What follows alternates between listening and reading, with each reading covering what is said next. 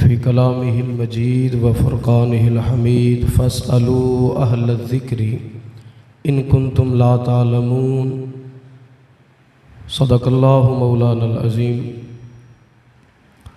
ان اللہ و ملائکتہ یصلون علی النبی یا ایہا الذین آمنوا صلوا علیہ وسلموا تسلیما الصلاۃ والسلام علیک یا سیدی یا رسول اللہ وعلی آلک و اصحابک یا حبیب اللہ۔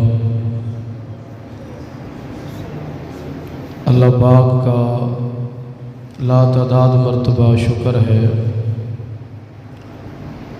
اللہ تبارک و تعالیٰ نے بندہ نچیز کو آپ علماء اور وقت کے اماموں کے سامنے کچھ لب کشائی کرنے کا موقع عطا فرمایا، تو میں اپنی بات کو زیادہ طول نہیں دوں گا، مختصر وقت میں چند ایک باتیں بطور سبق آپ کے سامنے پیش کرنا چاہتا ہوں۔ اس 3 روزہ تربیتی پروگرام برائے ائمہ مساجد میں جس موضوع پر بولنے کا مجھے حکم دیا گیا وہ ہے مسائل نماز اور امام مسجد کی ذمہ داری۔ تو امام کے لیے نماز کے مسائل کا جاننا انتہائی ضروری ہے۔ اس بات کا اندازہ ہر امام مسجد کو ہوتا ہے، پھر بھی میں اپنی بات کو آسان کرنے کے لیے آپ کو ایک مثال پیش کرتا ہوں کہ ایک امام صاحب نماز پڑھا رہے تھے اور خلاف واقعہ انہوں نے سجدہ صاحب کر دیا، سجدہ صاحب کیا تو مقتدیوں نے فراغت کے بعد پوچھا امام صاحب خیر تو تھی، آپ نے سجدہ صاحب کیا ہے؟ تو وہ جو امام صاحب تھے وہ علم دین سے ناواقف تھے، وہ نماز کے مسائل سے ناواقف تھے، تو کہنے لگے وہ میرا نا اصل میں وضو ٹوٹ گیا تھا، تو میں نے سوچا کہ سجدہ صاحب تو بنتا ہے، اس لیے میں نے سجدہ صاحب کیا تھا۔ جب مسائل نماز کا علم نہیں ہوگا تو پھر بندہ ایسے کام ہی کرے گا کہ اس کو پتہ ہی نہیں ہے کہ سجدہ صاحب کس غلطی کی وجہ سے لازم ہوتا ہے۔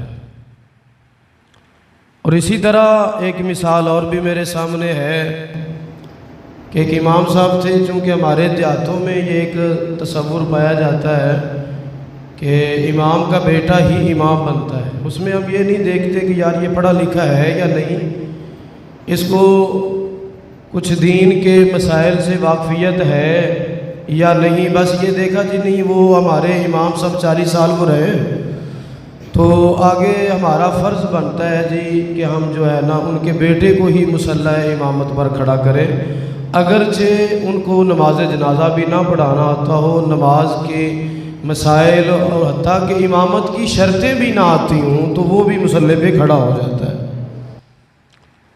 تو ایسے ہی امام صاحب کے بعد سے اماں صاحبہ چلی گئی، کہنے لگی جی مولوی صاحب کبھی کبھی نا نماز پڑھتے ہوئے ہوا خارج ہو جاتی ہے، پنجابی میں مطلب کہتے ہیں جی انہیں جا کے کیا جی میری نا ہوا سر جاندی ہے، ہوا خارج ہو جاتی ہے۔ تو مولوی صاحب کہنے لگے بہنا کوئی مسئلہ نہیں ہے، کبھی کبھی میرے ساتھ بھی یہ مسئلہ ہو جاتا ہے۔ تو اس لیے مسائل کا جاننا انتہائی ضروری ہے، جب یہ مسائل ہمارے پاس ان کا علم ہوگا تو پھر اس طرح کے لطیفے نہیں بنیں گے۔ تو سب سے پہلے ایک جو بات ہمارے عقیدے کی بات بھی ہے اور نماز کے حوالے سے بھی ہے، میں یہ عرض کرنا چاہتا ہوں چونکہ جتنے بھی علماء کرام یہاں پر تشریف فرمائے ہیں ان میں سے اکثر کا تعلق ائمہ مساجد سے ہے، تو یہ بات لوگوں کو بتائی جائے۔ کچھ لوگ ہمارے اندر ایسے ہوتے ہیں جو سلو کلی کے بڑے قائل ہوتے ہیں، جو کہتے ہیں جی ٹھیک ہے جہاں پہ کوئی لگا رہے، ہمارا کیا بگاڑتا ہے، ہمیں وہ کیا نقصان دے رہا ہے۔ جبکہ ہمارا یہ جملہ جو ہے یہ بہت سنگین جملہ ہے. یہ ایسا جملہ ہے کہ اس جملے سے قرآن پاک کا بھی انکار ہو رہا ہے, نبی پاک صلی اللہ علیہ وآلہ وصحابہ وسلم کے تمام فرامین کا انکار ہو رہا ہے, حتیٰ کہ واقعہ کربلا کا بھی انکار ہے. اگر یہی بات امام حسین رضی اللہ تعالیٰ عنہ فرماتے کہ ہمیں کسی سے کیا لگے, جہاں پہ کوئی لگا رہے, تو یہ واقعہ کربلا رونما نہ ہوتا. آپ نے فرمایا بھی ایسا نہیں ہو سکتا کہ جہاں پہ کوئی لگا رہے, جب لگے وہیں پر جہاں ہمارے نانے کا دین ہے, جو ہمارے نانے کا فرمان ہے. اس لیے یہ جملہ بولنا انتہائی سنگین جرم ہے. ایسے جملوں سے بھی ہمیں پرہیز کرنا چاہیے.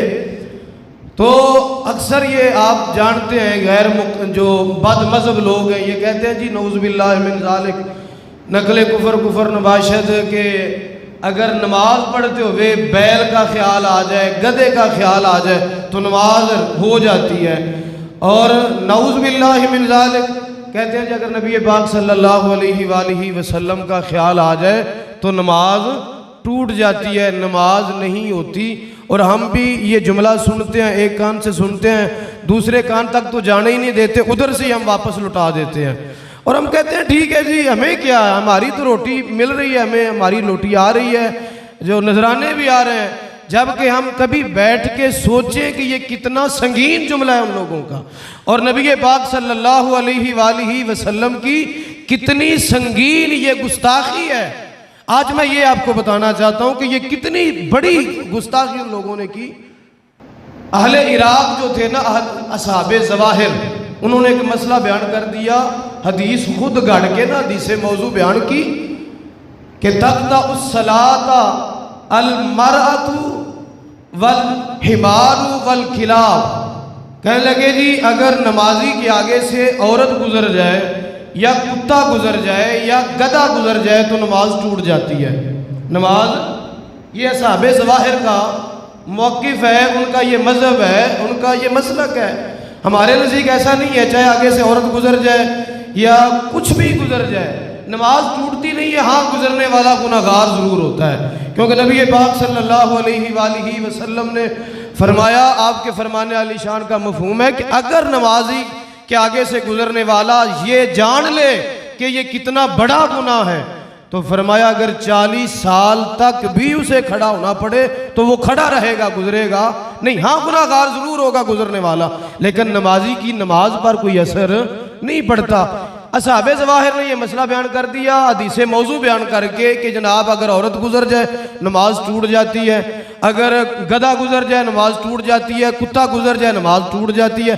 اب یہ جو میں نے لفظ عورت بولا ہے, اس میں آپ نے کچھ سوچا کہ اس لفظ عورت میں بولنے سے آپ کے ذہن میں کوئی خاص عورت آئی ہو, کوئی اللہ کی ولیہ آپ کے ذہن میں آئی ہو, کسی اللہ کی نیک بندی کا خیال آپ کے ذہن میں آیا ہو؟ نہیں آیا. ایک مطلق جن سے عورت کا ذکر ہوا, اس میں کوئی بھی عورت ہو سکتی ہے. لیکن جب یہی بات مدینہ المنورہ کے اندر ام المومنین حضرت اما عائشہ صدیقہ فیفا رضی اللہ تعالی عنہا کے پاس پہنچی, آپ کو پتا چلا کہ اہل عراق جو ہے, اصحاب ظواہر جو ہیں, وہ یہ کہتے ہیں کہ اگر نمازی کے سامنے سے عورت گزر جائے, کتا گزر جائے یا گدھا گزر جائے تو نمازی کی نماز ٹوٹ جاتی ہے. تو آپ کے جو الفاظ تھے نا وہ ذرا توجہ سے سماعت فرمائیں. آپ نے یہ نہیں کہا بھی مطلق عورت کی بات ہو رہی ہے ہمیں کیا لگے, آپ نے فرمایا یا اہل العراق والشقاق والنفاق. آپ نے فرمایا او عراقیوں تمہارا بیڑا غرق ہو جائے, قرنتمونا بالحمور والکلاب. فرمایا تم لوگوں نے ہمیں کتوں اور گدھوں کے ساتھ ملا دیا ہے. اب جو اصحاب ظواہر نے مسئلہ بیان کیا, اس میں انہوں نے اما عائشہ صدیقہ فیفا رضی اللہ تعالیٰ عنہا کا نام نہیں لیا, ان میں انہوں نے اما حفصہ رضی اللہ تعالیٰ عنہا کا نام نہیں لیا, کسی ام المومنین کا نام نہیں لیا, کسی نیک عورت کے ساتھ کتے اور گدھے کا موازنہ نہیں کیا, مطلق جن سے عورت کا ذکر کیا. تو اماں صاحبہ فرما رہی ہیں کہ تم نے ہمیں ملا دیا, جبکہ اماں صاحبہ کا تو نام ہی نہیں آیا.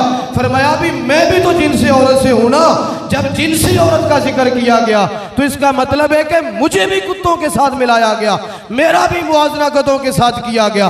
اگر صرف جنسی عورت کا ذکر کیا جائے تو اتنی بڑی گستاخی ہے، پھر ان بدبختوں کی بدبختی کا کیا عالم ہوگا جو ڈائریکٹ، جو براہ راست، جو بلا واسطہ نبی پاک صلی اللہ علیہ وآلہ وسلم کا موازنہ گدھوں اور بیلوں کے ساتھ کر رہے ہیں، جو یہ کہتے ہیں کہ بیل کا خیال آ جائے تو نماز نہیں ٹوٹتی، گدھے کا خیال آ جائے تو نماز نہیں ٹوٹتی، اور نعوذ باللہ نبی پاک صلی اللہ علیہ وآلہ وسلم کا خیال آ جائے تو نماز ٹوٹ جاتی ہے۔ یہ بہت بڑی گستاخی ہے، اور لوگوں کو یہ بات بتانی چاہیے، اویئرنیس دینی چاہیے کہ یہ اتنی چھوٹی بات نہیں ہے کہ ہم جناب کانوں کو بالکل بند کر کے بیٹھے رہیں، جی ٹھیک ہے ہمیں کیا لگے، نہ ہمیں لگنا چاہیے، ہمیں تکلیف ہونی چاہیے۔ جو تکلیف ام المومنین عائشہ صدیقہ فیفا رضی اللہ تعالی عنہا کو ہی تھی، وہ تکلیف ہر مومن کو ہونی چاہیے جب یہ بات سنے۔ اور اس سے آگے جو ہے میں چند ایک بات عرض کرتا ہوں۔ ایک نیت کے بارے میں، یہ تو تھوڑی سی عقیدے کے لحاظ سے بھی بات تھی، تاکہ ہم جب اپنی مساجد میں جائیں تو لوگوں کو بتائیں یہ جو لوگ بد مذہب ہیں یہ کتنی بڑی گستاخیاں کر رہے ہیں، اور ان گستاخیوں کا کوئی نہ کوئی سد باب ہونا چاہیے۔ تو مسائل نماز کے حوالے سے سب سے پہلے نیت۔ ہمارے بعض لوگوں کے ذہن میں یہ بات ہوتی ہے کہ نیت جب تک زبان سے نہیں کریں گے تب تک شاید ہماری نماز کا آغاز نہیں ہوگا اور نیت صحیح نہیں ہوگی۔ اور بعض دفعہ اس طرح ہوتا ہے کہ بندے کو پتہ ہوتا ہے کہ میں نے ظہر کی نماز پڑھنی ہے، اور وہ جلدی سے آتا ہے، جماعت کھڑی ہوتی ہے، اور وہ جلدی میں جب الفاظ بولتا ہے نا تو ظہر کی بجائے عصر کہہ دیتا ہے، مغرب کہہ دیتا ہے، عشاء کہہ دیتا ہے۔ تو پھر وہ کیا کرتا ہے، جلدی سے نماز توڑتا ہے، دوبارہ پھر نیت کرتا ہے، اور وہ سمجھتا ہے کہ شاید میری نیت پہلے صحیح نہیں ہوئی۔ تو اس کے بارے میں جو فقہائے کرام علیہم الرضوان نے فرمایا ہے وہ یہ ہے کہ نیت جو ہے وہ دل کے ارادے کا نام ہے۔ نیت دل کے ارادے کا نام ہے، آپ کو الفاظ بولنے کی ضرورت نہیں ہے۔ ہاں جس بندے کو پتہ ہے کہ میں نے کون سی نماز پڑھنی ہے، اس کو پتہ ہے کہ میں نے کتنی رکعتیں پڑھنی ہیں، اس کو پتہ ہے میں فرض پڑھ رہا ہوں، واجب پڑھنے لگا ہوں، یا میں سنتیں پڑھنے لگا ہوں، یا نفل پڑھنے لگا ہوں، تو اس بندے کو الفاظ سے نیت کرنے کی ضرورت نہیں۔ اگر کسی بندے کی حالت ایسی ہو کہ اس کو بندہ پوچھے وہ نماز شروع کرنے لگا ہے، تو بندہ پوچھتا ہے بھائی کون سی نماز پڑھنے لگا ہے، تو وہ بھول جائے، کہتا ہے یار پتہ نہیں میں ظہر پڑھنے لگا تھا کہ عصر پڑھنے لگا تھا۔ اچھا بندہ پوچھتا ہے بھی کون سی نماز کیا پڑھنے لگا تھا، کہنے لگا یار بھول گیا ہوں، پتہ نہیں میں فرض پڑھنے لگا تھا کہ سنتیں پڑھنے لگا تھا۔ اگر ایسی حالت ہو جائے تو اس بندے کے لیے لازم ہے کہ وہ الفاظ بول کے نیت کرے، اور اگر ایسی حالت نہیں ہے، بندے کو پتہ ہے، بندے کے آواز جو ہے وہ بالکل قائم ہے، تو پھر الفاظ کی ضرورت نہیں ہے۔ دل کا ارادہ جو ہے، جب بندہ گھر سے نکلتا ہے تو اس کو پتہ ہے کہ میں مسجد میں نماز پڑھنے جا رہا ہوں، پہلے جا کے میں نے سنتیں پڑھنی ہیں، پھر میں نے جماعت کے ساتھ فرض پڑھنے ہیں، پھر میں نے یہ سنتیں پڑھنی ہیں، پھر نفل پڑھنے ہیں۔ تو جو دل کا ارادہ ہے وہی کافی ہے۔ یہ مسئلہ زیادہ تر پیش آتا ہے تراویحوں کے اندر، پیچھے لوگ وہ نیت کرتے رہ جاتے ہیں، اور حافظ صاحب جو وہ جلدی سے نماز شروع کر دیتے ہیں اور ثنا پڑھ جاتے ہیں، پھر بندے بعد میں پریشان ہوتے ہیں بھی میں نے تو ثنا ہی نہیں پڑھی۔ تو ان کے لیے یہ مسئلہ زیادہ مفید ہوگا کہ ان کو بتائیں کہ آپ کو الفاظ بولنے کی نیت ضرورت نہیں ہے، بس آپ کا جو ارادہ ہے شروع کرنے سے پہلے آپ کو پتہ ہے 20 تراویحیں میں نے پڑھنی ہیں اور 10 کر کے پڑھنی ہے، تو آپ کو دوبارہ ہر بار الفاظ بول کے نیت کرنے کی ضرورت نہیں ہے، بس ایک بار جو ارادہ کر لیا تو وہی آپ کے لیے کافی ہوگا۔ اس سے آگے ہر امام مسجد کو یہ لازم ہے کہ اس کو پتہ ہونا چاہیے کہ نماز کے فرائض کتنے ہیں، نماز کے واجبات کتنے ہیں، نماز کی سنتیں کتنی ہیں، نماز کے مستحبات کتنے ہیں، نماز کے مکروہات کیا ہیں، یعنی کون سی چیز ہے اگر وہ رہ جائے تو نماز ہوگی نہیں، کون سی چیز ہے اگر وہ رہ گئی تو ہمارے لیے لازم ہے کہ ہم سجدہ صاف کریں، کون سی چیز اگر ادا تو کر لی ہے لیکن تخیر سے کی ہے، تخیر ہو گئی، اس میں تھوڑی سی دیر ہو گئی تو پھر بھی ہمارے اوپر سجدہ صاحب لازم ہو جائے گا، اور کون سی چیز اگر ہماری رہ گئی تو نماز میں روحانیت میں تو فرق آئے گا، نورانیت میں فرق آ سکتا ہے، ثواب میں کمی ہو سکتی ہے، لیکن ادائیگی فرض میں کوئی کمی نہیں آئی، ہمارا فرض ادا ہو گیا۔ تو یہ چیزیں ہمیں جاننی چاہیے۔ سب سے پہلے آپ کو پتہ ہے کہ جو نماز کی فرائض ہیں، تمام علماء کرام ہیں ماشاءاللہ، آپ کو یہ تفصیل بتانے کی تو مجھے ضرورت نہیں ہے کہ ہر بندہ جانتا ہے کہ نماز کے فرائض 7 ہیں۔ صاحب ہدایہ اور صاحب قدوری شریف نے 6 بیان کیے ہیں۔ انہوں نے جو لاسٹ ہے خروج بسنعہ، اس کا ذکر نہیں کیا، انہوں نے پہلے 6 بیان کیے ہیں۔ نمبر 1 تکبیر تحریمہ، نمبر 2 قیام، نمبر 3 قرات، نمبر 4 رکوع، نمبر 5 سجدہ، نمبر 6 قادہ اخیرہ۔ قادہ اخیرہ، قادہ کا مطلب ہوتا ہے بیٹھنا، قادہ کا مطلب ہوتا ہے بیٹھنا، اور اخیرہ کا مطلب جو آخری بیٹھتے ہیں، مطلب آخری عبادت یا جو بیٹھتے ہیں۔ تو کوئی بھی نماز ہو اس میں جو پہلا قادہ ہوتا ہے نا، اس میں تشہد پڑھنا بھی واجب ہے اور پہلا قادہ کرنا بھی واجب ہے، اور جو آخری قادہ ہے، جو ہم آخری اتحیات بیٹھتے ہیں تو اس میں اتحیات پڑھنا عبدہ و رسولہ تک پڑھنا تو واجب ہوتا ہے، لیکن وہ بیٹھنا فرض ہوتا ہے۔ تو صاحب بہار شریعت علیہ الرحمہ نے 7 فرائض کا ذکر کیا ہے، اس میں خروج بسنعہ کا بھی انہوں نے ذکر فرمایا ہے، اور اسی طرح جو واجبات نماز ہے وہ تمام علماء جانتے ہیں، جو کہ آپ نے یہ نور الازاء کے اندر بھی پڑھے ہیں، بہار شریعت کے اندر بھی یقیناً آپ نے پڑھے ہوں گے کہ 18 واجبات ہیں، اور سنتیں جو ہیں وہ مختلف علماء نے مطلب کسی میں زیادہ بیان کی گئی ہیں، کسی میں کم بیان کی ہیں، تو تفصیل میں اگر جاؤں گا تو کافی وقت لگ جائے گا۔ تو یہ بات آپ کو یہ جاننی چاہیے کہ فرائض کیا ہیں، واجبات کیا ہیں، سنتیں کیا ہیں۔ جب یہ باتیں پتہ ہوں گی نا تو پھر ہمیں یہ پتہ ہوگا کہ یہاں پہ سجدہ صاحب بنتا ہے، یہ سجدہ صاحب، جس طرح کہ میں نے پہلے عرض کر دیا ہے کہ وہ مولوی صاحب نے سجدہ صاحب کر لیا تو پوچھا گیا جی کیوں کیا، تو کہنے لگے جی میرا وضو ٹوٹ گیا تھا، تو میں نے کہا بھی سجدہ صاحب ہی بنتا ہے، اب سجدہ صاحب کر لیں۔ آگے ایک مسئلہ یہ ہے کہ اگر نمازی جو ہے وہ مسجد میں آتا ہے اور آگے جماعت کھڑی ہے، جی نماز کی جو شرائط ہیں وہ بھی مطلب آپ کو پتہ ہونی چاہیے، جس میں استقبال قبلہ بھی ہے کہ قبلہ کی طرف رخ ہونا چاہیے، بندہ خود پاک ہونا چاہیے، بندے کے کپڑے پاک ہونے چاہیے، بندہ جس جگہ پر کھڑا ہے وہ جگہ پاک ہونی چاہیے، اور بندہ جو نماز پڑھ رہا ہے اس نماز کا وقت ہونا چاہیے، اس نماز کا، یہ شرائط بھی ضروری ہیں۔ اگر ان شرائط کا بھی بندے کو پتہ نہیں ہوگا تو بندہ کیسے اپنی نماز کو صحیح طریقے سے ادا کر سکے گا۔ تو میں عرض کر رہا تھا کہ بندہ مسجد میں داخل ہوا اور آگے سے امام صاحب ہیں وہ کھڑے ہیں، جماعت کروا رہے ہیں اور رکوع میں ہیں، کس میں؟ یہ مسئلہ ذرا غور سے سماعت فرمانا۔ وہ رکوع میں ہے اور بندہ جلدی سے آتا ہے، وہ آ کے شامل ہو جاتا ہے نماز میں۔ اب ہم جو دیہاتوں میں جو امام مسجد ہوتے ہیں، جو بیچارے زیادہ نہیں پڑھے لکھے ہوتے، وہ یہ بیان کرتے ہیں جی سب سے پہلے آئے گا وہ اس طرح نماز شروع کرے گا، تکبیر تحریمہ کرے گا، پھر وہ ہاتھ باندھ لے گا، باندھنے کے بعد پھر جو ہے وہ دوبارہ اللہ اکبر کر کے وہ رکوع میں جائے گا۔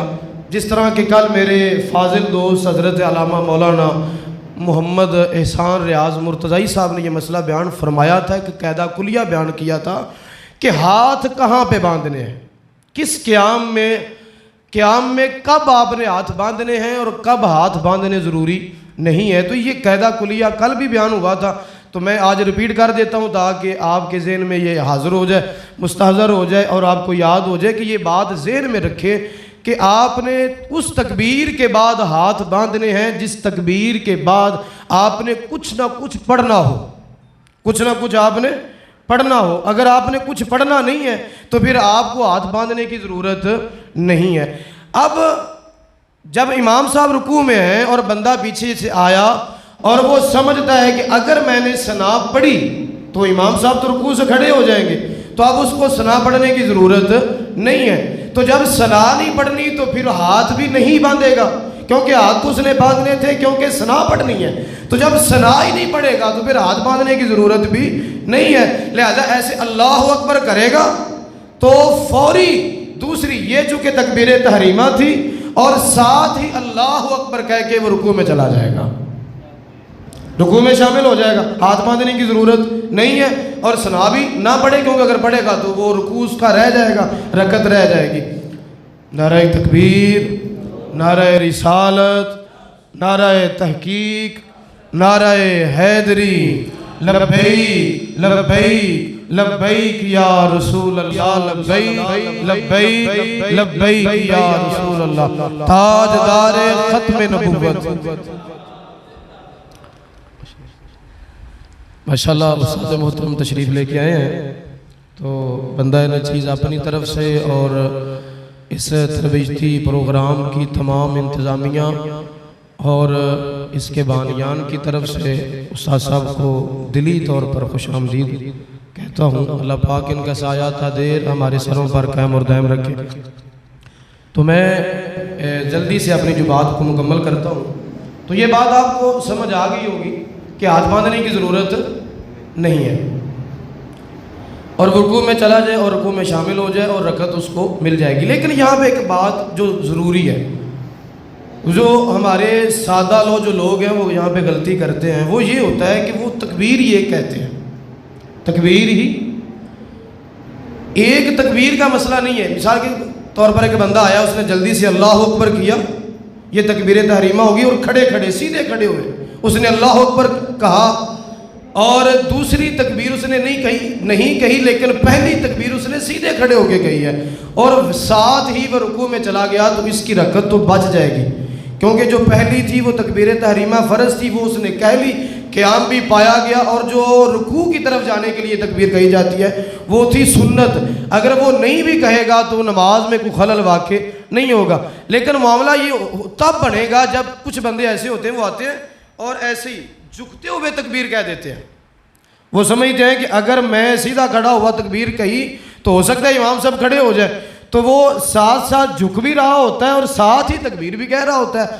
تو اب اگر ایسی حالت میں اس نے تکبیر کہی تو اب اس کی نماز نہیں ہوگی، کیونکہ یہ جو تکبیر تو اس نے کہہ لی لیکن اس میں قیام نہیں پایا گیا۔ قیام اس لیے جب بھی ایسی حالت بن جائے تو سیدھے کھڑے ہو کے، کوئی مسئلہ نہیں ہے، امام صاحب کھڑے بھی ہو جائیں گے تو قیامت نہیں آ جائے گی، ایک رکعت ہی رہ جائے گی، لیکن سیدھے کھڑے ہو کے آپ نے تکبیر کہنی ہے۔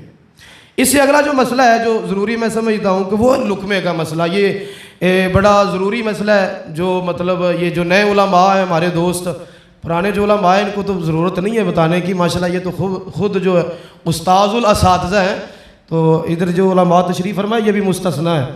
میں جو نئے علماء ان سے بات کر رہا ہوں کہ لقمے کا جو مسئلہ ہوتا ہے وہ ہم سمجھتے ہیں بھی جہاں بھی آ جائے لقمہ بس دے دو، کوئی مسئلہ نہیں ہے، اور جو ہمارے ائمہ ہوتے ہیں، ائمہ کرام، وہ بھی لقمہ لینے میں کوئی مطلب دقت محسوس نہیں کرتے، وہ بھی کہتے ہیں جی ٹھیک ہے جو فری میں چیز آ رہی ہے وہ لے لو، کوئی مسئلہ نہیں ہے۔ لیکن ہر فری والی چیز بھی ٹھیک نہیں ہوتی، اس میں بھی کبھی کبھی نقصان ہو جاتا ہے، کبھی تو اپنا ہو جاتا ہے اور کبھی کبھی بندہ پوری کبینہ کو لے ڈوبتا ہے۔ تو لقمے کے بارے میں یہ بات ذہن میں رکھیں کہ لقمہ آپ نے کب لینا ہے اور لقمہ اس کی تعریف کیا ہے۔ سب سے پہلے تو یہ بات ذہن میں رکھیں کہ نماز میں امام سے جو سہو واقع ہو جائے تو مقتدی کے امام کو غلطی پر متنبہ کرنے کے لیے، خبردار کرنے کے لیے جو لفظ بولا جاتا ہے اس کو فقہی اصطلاح میں تلقین کہتے ہیں۔ کیا کہتے ہیں؟ وہ جو متنبہ کر رہا ہے نا، اس کو خبردار کر رہا ہے، جی امام صاحب آپ نے یہاں پہ غلطی کر دی ہے، تو وہ جو بھی لفظ بولے گا اس کو فقہی اصطلاح میں کیا کہتے ہیں جی؟ تلقین۔ اور امام کا اس خبرداری کو قبول کر لینا، اس کو فقہی اصطلاح میں تلقن کہتے ہیں، تلقن۔ اور اردو میں ہم اس کو لقمہ کے لفظ سے تعبیر کرتے ہیں، جی لقمہ اس نے دیا اور امام صاحب نے لقمہ لے لیا۔ تو لقمہ دینے کا حکم کیا ہے؟ لقمہ دینے کا حکم یہ ہے کہ لقمہ وہاں پر دیا جائے گا جہاں پر اس کی ضرورت ہوگی، جہاں پر اس کی ضرورت ہوگی۔ اگر ضرورت نہیں ہے تو پھر لقمہ نہ دیا جائے گا نہ لقمہ لیا جائے گا۔ اور لقمے کی ضرورت کیا ہے؟ لقمے کی ضرورت یہ ہے کہ جو امام صاحب ہیں وہ اگر ایسی غلطی کر رہے ہیں کہ جس سے سجدہ سہو لازم ہو جائے گا، تو سجدہ سہو ابھی لازم نہیں ہوا تو فوری مقتدی لقمہ دے تاکہ امام کو سجدہ سہو سے بچا سکے، سجدہ سہو سے بچا سکے۔ لیکن اگر امام ایسی غلطی کر چکا ہے کہ جس سے سجدہ سہو لازم ہو چکا ہے اب تو لقمے کی ضرورت ہی نہیں تھی. اب اگر مقتدی نے لقمہ دیا تو اب مطلب بلا ضرورت لقمہ دے رہا ہے. جب بلا ضرورت لقمہ ہوگا تو پھر مقتدی کی تو فوری ٹوٹ جائے گی.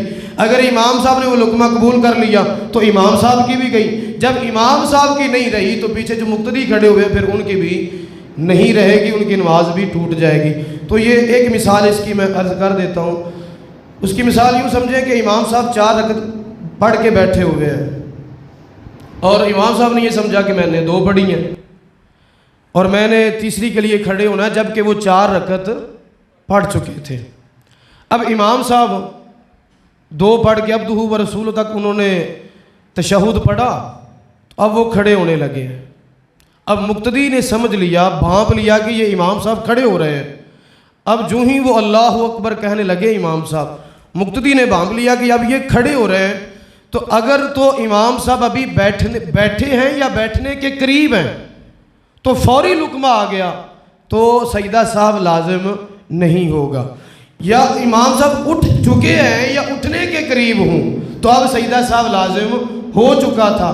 کس وجہ سے؟ نماز تو ان کی مکمل ہو چکی ہے, صرف خروج بسو نہیں رہ گیا تھا. سلام جو تھا وہ فرض تھا, اس میں ہو گئی تاخیر, اس میں ہوئی ہے تاخیر. تو تاخیر فرض اور ترک واجب اور تاخیر واجب سے سجدہ صاحب لازم ہوتا ہے. تو تاخیر فرض ہو چکی تھی, یہاں پر امام صاحب کھڑے ہو چکے ہیں یا کھڑے ہونے کے قریب ہے تو تاخیر پائی گئی. جب تاخیر پائی گئی تو سجدہ صاحب بھی لازم ہو چکا ہے, اب لقمہ دینے کی ضرورت نہیں ہے.